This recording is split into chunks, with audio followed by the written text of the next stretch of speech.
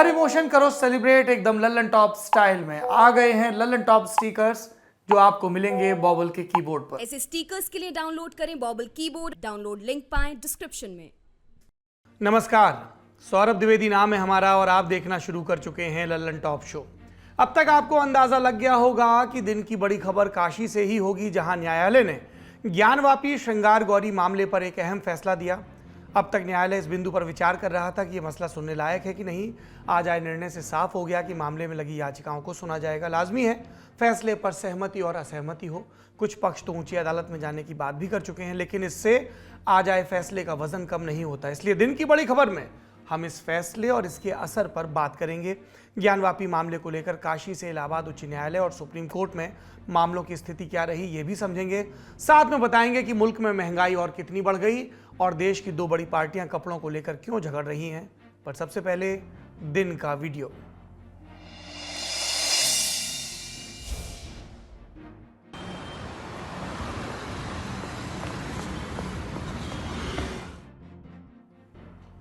ये डॉक्टर नंद कुमार हैं, मणिपाल अस्पताल में गैस्ट्रो सर्जन हैं, सेंट्रल बेंगलुरु इलाके में रहते हैं और यहाँ से इनका अस्पताल दूर पड़ता है। 30 अगस्त की बात है। डॉक्टर साहब को एक महिला की सर्जरी करनी थी। इसके लिए वो घर से निकले, लेकिन सरजपुर मरठल्ली रोड पर लगे ट्रैफिक जैम में फंस गए। अब जाम बहुत देर तक नहीं खुला तो डॉक्टर नंद कुमार को लगा कि मरीज की जान खतरे में पड़ सकती है। उन्होंने अपनी कार को ड्राइवर के हवाले छोड़ दिया और रोड पर दौड़ लगा दी। वो 3 किलोमीटर तक दौड़ते हुए अस्पताल पहुंचे और फिर सर्जरी भी की। हम सब ने बेंगलुरु के ट्रैफिक पर बने मीम्स देखे हैं, ट्रैफिक की शिकायत करते लोगों के रैंट सुने हैं, लेकिन उसी बेंगलुरु में डॉक्टर नंद कुमार भी रहते हैं, जिनकी दौड़ हमें बताती है समस्याएं आती रहेंगी। हमारे पास दो तरीके हैं, या तो हम कोसते रहें या फिर समाधान की तरफ देखें, चाहे उसके लिए थोड़ी अतिरिक्त मेहनत क्यों ना करनी पड़े। वैसे इस प्रसंग में एक राइडर भी लगाना चाहते हैं। डॉक्टर नंद कुमार की तारीफ का ये मतलब कतई नहीं है कि कर्नाटक सरकार या बेंगलुरु की नगर पालिका को बरी कर दिया गया हो। भारत की आईटी क्रांति जहां बसती है, उसकी सड़क पर इतनी जगह तो जरूर होनी चाहिए कि डॉक्टरों को दोपहर में 3-3 किलोमीटर दौड़ना न पड़े। यह था दिन का वीडियो। अब रुख करते हैं सुर्खियों का।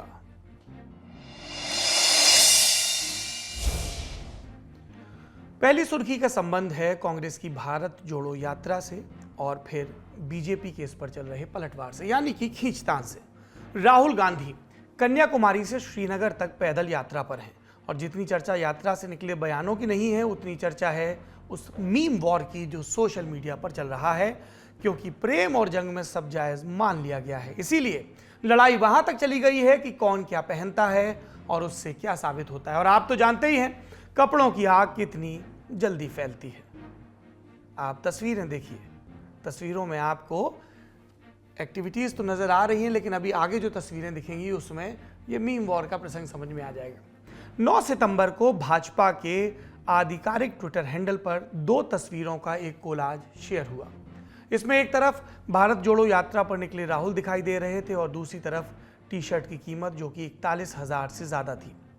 ये ट्वीट वायरल हुआ तो कांग्रेस समर्थक धड़ाधड़ प्रधानमंत्री मोदी की वो तस्वीरें शेयर करने लगे जिसमें वो अपने चिर परिचित काले सूट में नजर आ रहे हैं। साथ में मीडिया रिपोर्ट्स के वो स्क्रीनशॉट जिसमें सूट की कीमत 10 लाख तक बताई गई थी। इसके बाद इंटरनेट इसी काम में लग गया।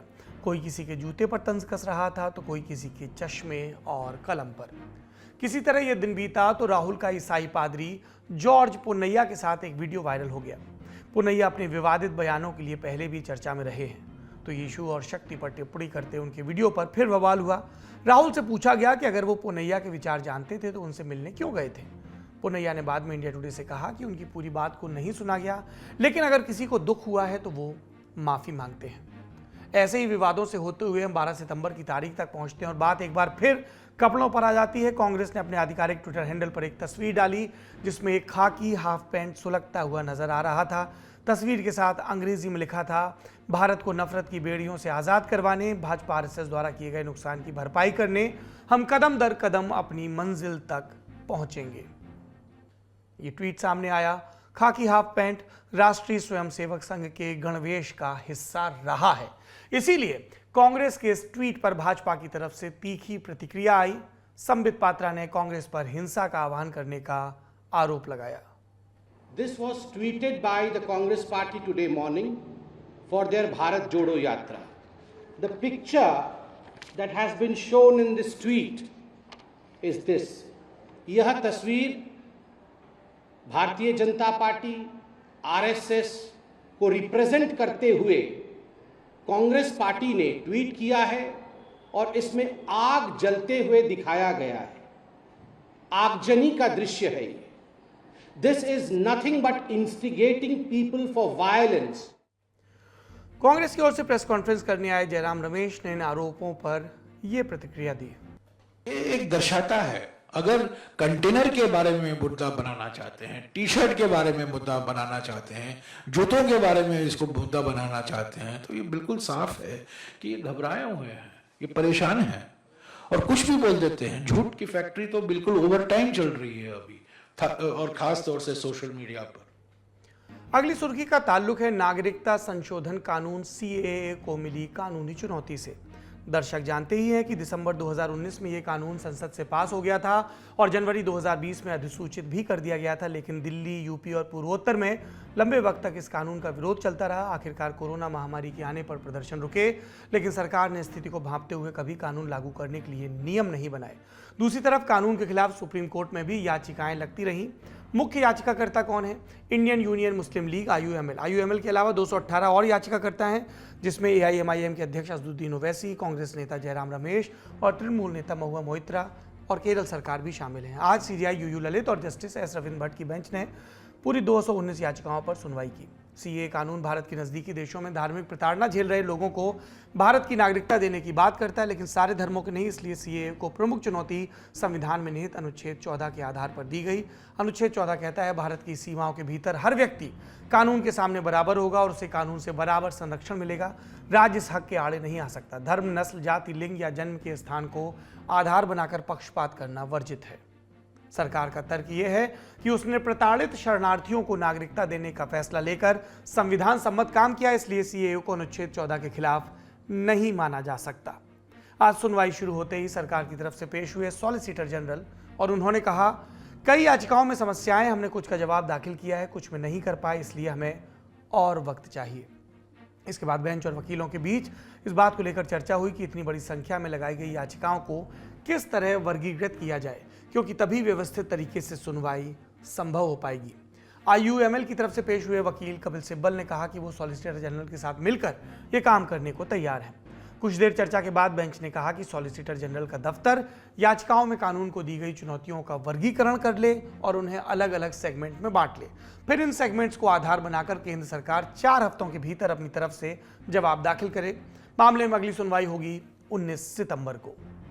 अगली सुर्खी आम आदमी पार्टी के एक दावे और गुजरात पुलिस के इनकार से जुड़ी है। दरअसल अरविंद केजरीवाल 2 दिन के दौरे पर 11 सितंबर को अहमदाबाद पहुंचे। केजरीवाल के अहमदाबाद आते ही उनकी पार्टी के नेता ईशुदान गढ़वी ने ट्वीट कर दावा किया कि केजरीवाल जी के अहमदाबाद पहुंचते ही आम आदमी पार्टी के अहमदाबाद ऑफिस पर गुजरात पुलिस की रेड 2 घंटे तलाशी लेकर चले गए। कुछ नहीं मिला, बोले फिर आएंगे।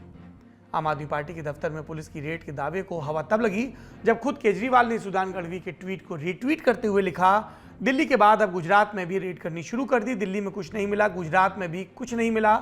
आज सुबह होते होते फिर अहमदाबाद पुलिस ने आम आदमी पार्टी के आरोपों से पूरी तरह इनकार कर साफ किया कि पुलिस की ओर से ऐसी कोई भी कार्रवाई नहीं हुई। अहमदाबाद पुलिस का बयान सामने आने के बाद आम आदमी पार्टी के विधायक सौरभ भारद्वाज ने गुजरात के सीएम भूपेंद्र पटेल और उनकी राज्य की पुलिस को क्या चैलेंज दिया, सुनिए। मैं अहमदाबाद पुलिस और गुजरात सरकार को चुनौती दे रहा हूं, अगर वो प्रेस वार्ता करके पत्रकारों के जवाब देने के लिए मुख्यमंत्री तैयार हैं, हम सारे सबूत रखेंगे।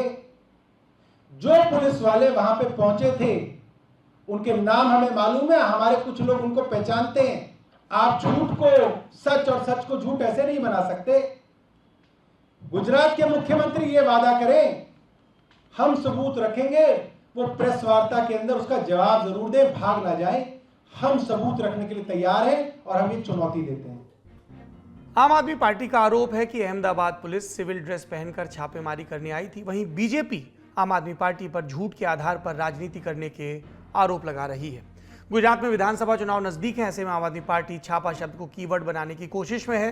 दर्शक जानते हैं, इससे पहले सत्येंद्र जैन और मनीष सिसोदिया जैसे कद्दावर आप नेता भी छापों की जद में आ चुके हैं। चौथी सुर्खी सोनाली फोगाट मर्डर केस से जुड़ी है। इस केस की जांच अब सीबीआई करेगी। गोवा के मुख्यमंत्री प्रमोद सावंत ने गृह मंत्री अमित शाह को चिट्ठी लिखकर मामले की जांच सीबीआई से कराने की सिफारिश की थी। आज इस बाबत मंजूरी आ गई। प्रमोद सावंत का कहना है कि गोवा पुलिस को तफ्तीश में कई अहम सुराग हाथ लगे, लेकिन सोनाली फोगाट की बेटी और उनका परिवार सीबीआई से जांच करवाना चाहता है। इस मांग का सम्मान किया जा रहा है। इस सब पर सोनाली के परिवार का कहना है कि गोवा पुलिस प्रॉपर्टी के एंगल से जांच कर रही थी, जबकि मामले में और भी एंगल है।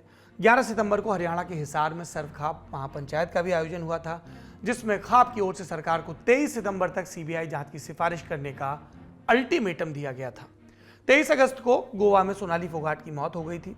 गोवा पुलिस ने पहले सोनाली फोगाट की मौत का कारण हार्ट अटैक बताया, लेकिन पोस्टमार्टम रिपोर्ट आने और परिवार के दबाव के बाद हत्या का मामला दर्ज किया था। पुलिस ने इस मामले में अब तक 5 लोगों को गिरफ्तार किया है। सोनाली फोगाट के पीए सुधीर और सुखविंदर केस में मुख्य आरोपी हैं।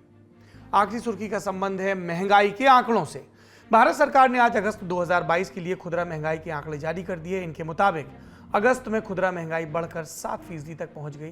दर्शक जानते हैं, भारतीय रिजर्व बैंक महंगाई को 4% के आसपास चाहता है। अगर 4% की आदर्श स्थिति कायम न रह पाए तो ये प्रयास किया जाता है कि महंगाई 6% की ऊपरी सीमा को न लांघे, लेकिन पिछले 8 महीने से लगातार महंगाई 6% के ऊपर बनी हुई है। अगस्त में स्थिति और खराब हुई, क्योंकि महंगाई जुलाई 2022 के 6.71% से बढ़कर 7% हो गई। महंगाई का सबसे बड़ा कारण अब भी ईंधन की अधिक कीमतें ही हैं। बीते साल की तुलना में अगस्त में ईंधन 10.78% महंगा था। खाने पीने की चीजें भी 7.57% महंगी हुई। ईंधन की कीमतों के पीछे पहले रूस यूक्रेन युद्ध को कारण बताया गया, लेकिन जून 2022 के बाद से अंतर्राष्ट्रीय बाजार में कच्चे तेल की कीमतें लगातार गिरी हैं। तब भी अगर सरकार के आंकड़ों के मुताबिक ईंधन के ही चलते खुदरा महंगाई ज्यादा बनी है, तो इसका यही मतलब है कि तेल की गिरती कीमतों का फायदा ग्राहकों तक नहीं पहुंच रहा है। ये थी सुर्खियां। अब चलते हैं दिन की बड़ी खबर की तरफ। कई दिनों की खामोशी के बाद आज फिर से दिल्ली के कैमरों ने वाराणसी की दौड़ लगाई। लखनऊ से लेकर वाराणसी की सड़कों पर पुलिस जवानों के बूटों की धमक 11 सितंबर की शाम से ही सुनाई दे रही थी। संवेदनशील इलाकों में धारा 144 लगाई गई, क्योंकि आज यानी 12 सितंबर के रोज वाराणसी की एक अदालत को ज्ञानवापी श्रृंगार गौरी मामले में एक बड़ा फैसला सुनाना था।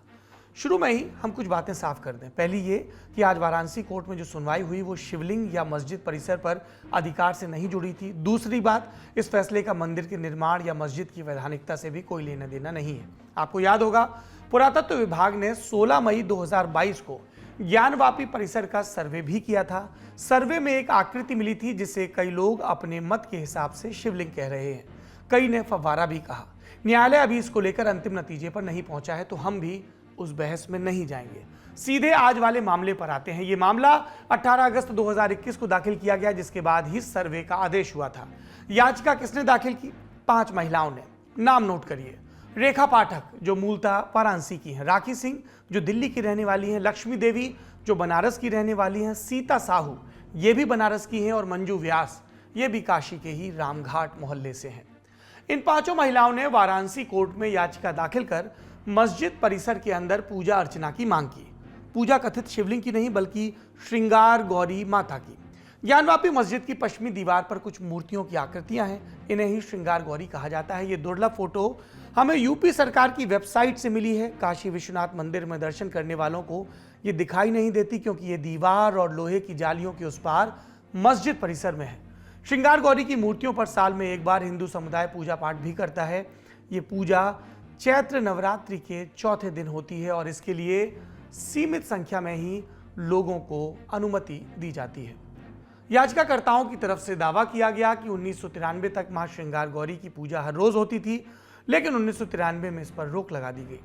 कोर्ट में 1993 तक होने वाली पूजा के प्रमाण भी दिए गए, जिसे कोर्ट ने स्वीकार कर लिया। दावा है कि वहां श्रृंगार गौरी के अलावा भगवान गणेश और हनुमान की भी मूर्तियां हैं। याचिकाकर्ताओं की मुख्य मांग है कि उन्हें हर रोज श्रृंगार गौरी की पूजा का अधिकार दिया जाए। वहीं अंजुमन इस्लामिया मस्जिद कमेटी का दावा था कि पूजा के अधिकार वाली याचिका सुनवाई लायक नहीं है। तो पहले वाराणसी कोर्ट में यही तय किया जाना था कि मामले को सुना भी जाए या नहीं। कोर्ट में बाकायदा इस बात के लिए भी नियम तय है कि कौन सी याचिका सुनी जाएगी और कौन सी नहीं। सिविल प्रक्रिया संहिता यानी कि सीपीसी 1908 इसके आदेश 7 नियम 11 के तहत उन उदाहरणों के बारे में बात की जाती है जिसके तहत याचिका अस्वीकार या स्वीकार होती है। ABCDE और F सेक्शन में बताया गया कि किस आधार पर कोई याचिका अस्वीकार हो सकती है। जैसे एक नियम कहता है कि पर्याप्त स्टैंप न लगा हो तो भी याचिका खारिज हो सकती है। इसके D सेक्शन में बताया गया कि अगर याचिका में दिए गए बयान किसी कानून के तहत वर्जित हों तो उस याचिका की सुनवाई नहीं होगी। इसी को आगे रखते हुए अंजुमन कमेटी ने याचिका को अस्वीकार करने की मांग रखी। अंजुमन कमेटी की तरफ से कुल 3 कानूनों का हवाला देते हुए कहा गया कि याचिका में की गई मांग सही नहीं है। कौन से कानून है ये? पहला 1991 का प्लेसेस ऑफ वर्शिप एक्ट, दूसरा वक्फ बोर्ड अधिनियम 1995 और तीसरा 1983 का उत्तर प्रदेश काशी विश्वनाथ मंदिर एक्ट। 1991 का प्लेसेस ऑफ वर्शिप एक्ट यानी उपासना स्थल कानून, इस कानून को 1991 में प्रधानमंत्री PV नरसिम्हा राव की कांग्रेस सरकार के समय बनाया गया। कानून के तहत 15 अगस्त 1947 से पहले मौजूद किसी भी धर्म के उपासना स्थल को किसी दूसरे धर्म के उपासना स्थल में नहीं बदला जा सकता। इस कानून में कहा गया कि अगर कोई ऐसा करता है तो उसे जेल भेजा जा सकता है। इसके मुताबिक आज़ादी के समय जो धार्मिक स्थल जैसा था वैसा ही रहेगा। इसके 7/11 नियम में विस्तार से धर्म स्थलों के नेचर पर लिखा गया। ये 7/11 नियम क्या है?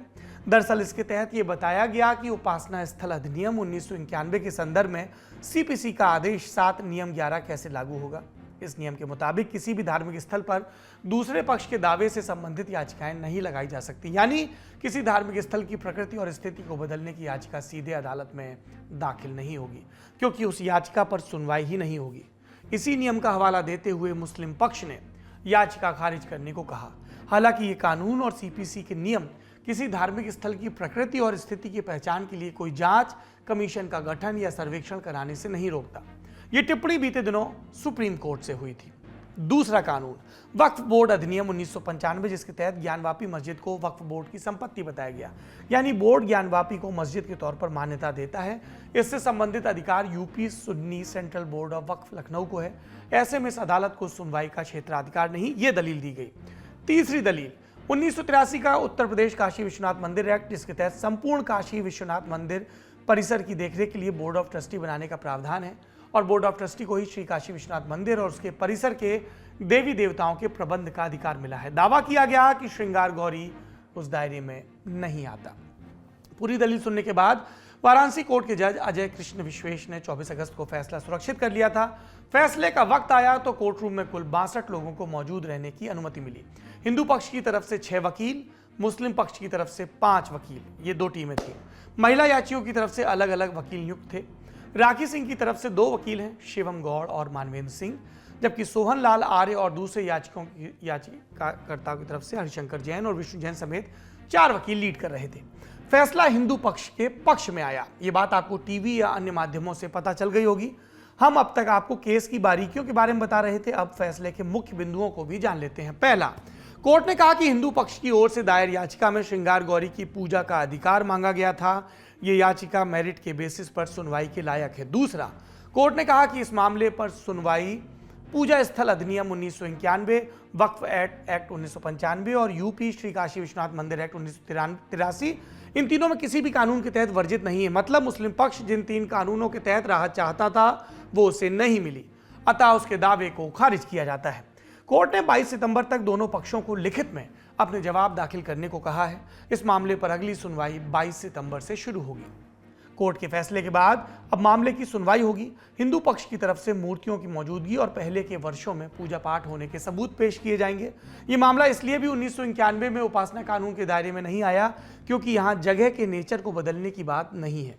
चूंकि पूजा साल में एक बार होती है, इसका मतलब ये माना गया है कि वहाँ मूर्तियाँ मौजूद हैं। दूसरी बात ये कि ये जमीन पर कब्जे की लड़ाई नहीं है, बल्कि पूजा के अधिकार की मांग है, जिसको संविधान के अनुच्छेद 25 का भी संरक्षण प्राप्त है, जो पूजा पाठ और धार्मिक मान्यताओं को मानने की आज़ादी देता है, जिसको लेकर हो सकता है कि आगे भी दलीलें दी जाएं। फिलवक्त कोर्ट के इस फैसले को हिंदू पक्ष अपनी जीत के तौर पर देख रहा है। सुनिए याचिकाकर्ताओं की तरफ से क्या कहा गया। आज का फैसला ऐतिहासिक है। हिंदू समाज और हिंदुओं के लिए आने वाले वर्षों तक ये फैसला याद किया जाएगा और इस फैसले से जो हिंदू धर्म में जो हिंदुओं की जो संपत्तियां कब्जा कर ली गई थी, मंदिर तोड़ दिए गए थे, उनको वापस लेने का हमको मौका मिलेगा और हम आगे बढ़ेंगे। साहब ने अपने फैसले में कहा क्या है? कोर्ट ने ये कहा है कि हमारे सारे आर्गुमेंट जो भी दिए थे सबको माना है।